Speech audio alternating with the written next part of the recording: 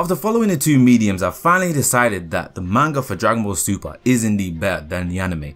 Now, why is that, you ask? I really feel that in the story department, especially the character development, the manga just does it a lot better and in a more efficient way than the anime does, especially in this new chapter where we introduced to the other gods of destruction, which I think we were introduced, no actually, this is the first moment where they're all together and we get to see all of them. But before that, there's scenes where we see them being called by the Grand Kai, and there's a scene where Belmont is with his fans or something and he's talking with his, angel. And he does a few things, I don't want to spoil the thing, but he does a few things where it just gives you the gist of what kind of person he actually is.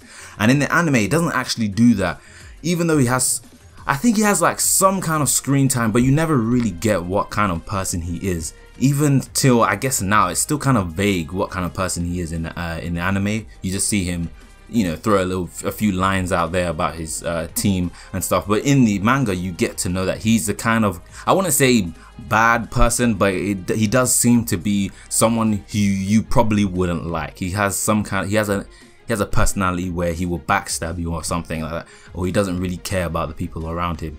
So, and the manga does that in like 2 pages, but the anime just struggles to do that for every single character, apart from the main ones in the story.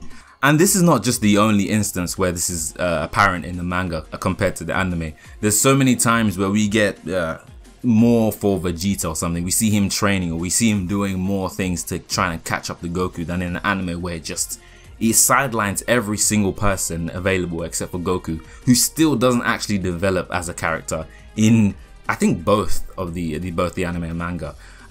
We see people realizing more things about their relationships with each other, but that's not to say the anime is completely void of stuff like this. I think a recent example of something I liked was where Vegeta actually looked out for Master Roshi and helped him in the end and told him, it's time for you to retire and I'll take care of everything from here, which shows some kind of development for Vegeta's character, that he's now more of a team player than ever.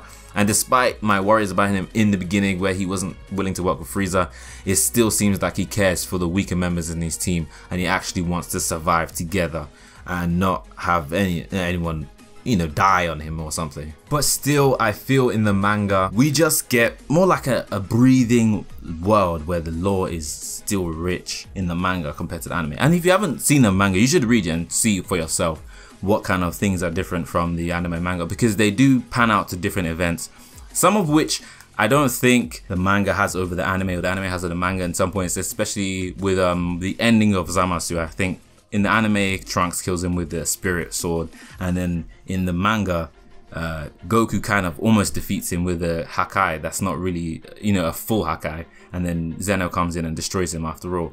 But I mean, Zeno destroys Zamasu in both versions, but the lead up to that is quite different. So I don't think one is better than the other. I don't know about Goku using Hakai. I don't really, I wouldn't really get how he would be able to use that, or Trunks using the Spirit Sword. I mean, it's understandable that he can use the Spirit Sword. It makes more sense that everyone will give him energy to beat Zamasu. But before that, he was fighting with Zamasu, and it was kind of it almost looked even, which is, I don't know, it's quite weird. It's one of those things where it's like, okay, in the moment it's alright, but in the long term kind of thing, if that was to be like a full battle, it wouldn't make sense. But just because it's the climax, it gets a pass, I guess.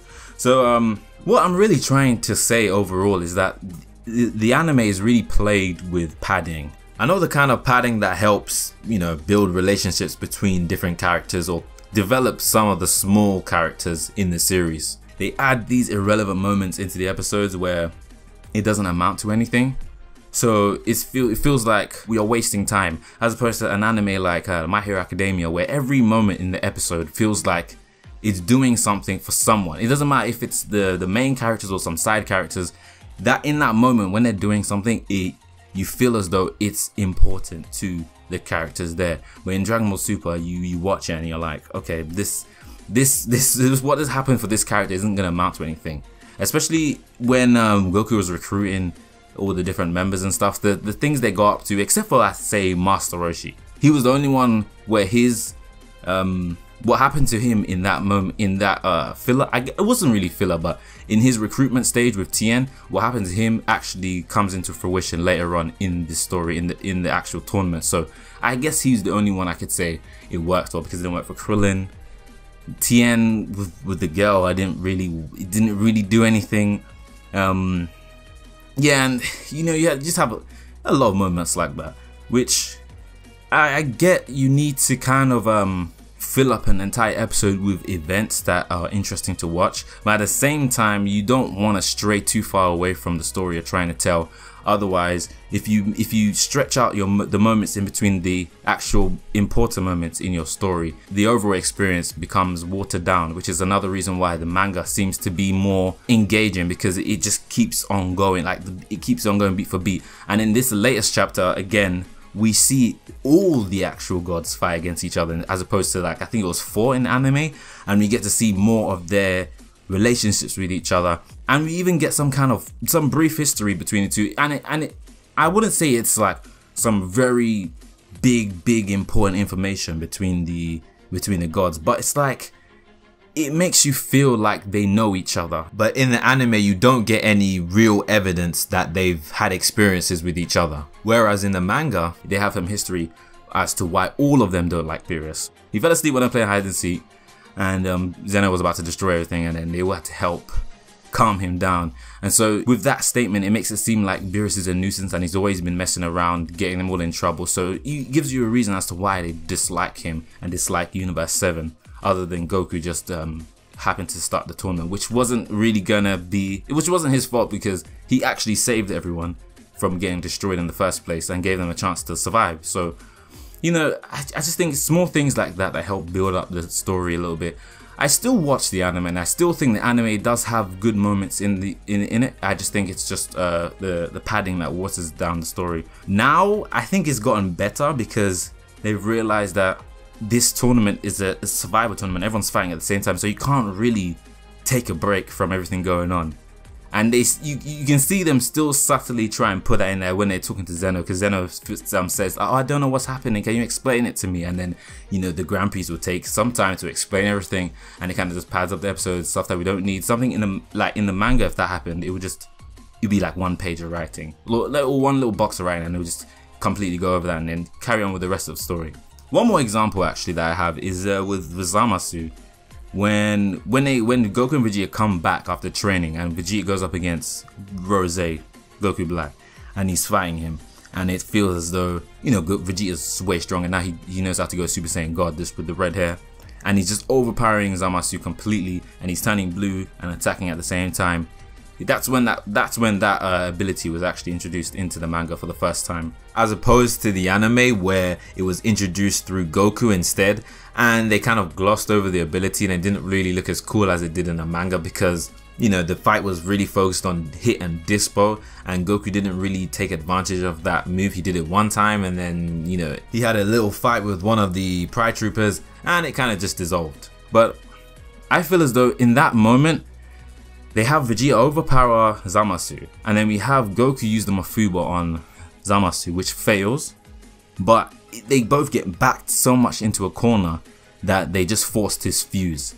And I thought that was, even though it kind of somewhat happens that way in anime, the anime decides that, you know, Goku Black will then get stronger again and then fight back Vegeta with this scythe thing, whatever the hell he did.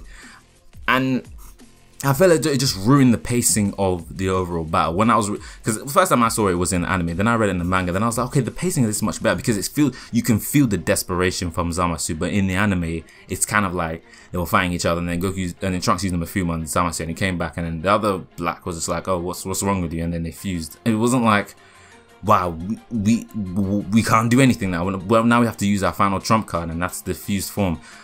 So yeah, it's just, you know, little things like that where I feel as though the intensity of the scenes in the manga are just much better than they are in the anime. But there's still some cool examples from the anime, but more so in the manga. So that's my reasons as to why I feel the manga trumps the anime. And I feel as though the Tournament of Power, even though it hasn't been released in the manga, I feel as though it would be a much more entertaining read than we have been watching in the anime, because the anime, you know, there's a lot of the earlier episodes where it's just really like drawn out, and it's just like, okay, you know, this isn't as interesting as it should have been. So yeah, tell me what you think about this in the comment section below. I hope you guys enjoyed the video. This has been Dale, and I'm out. Have a good one.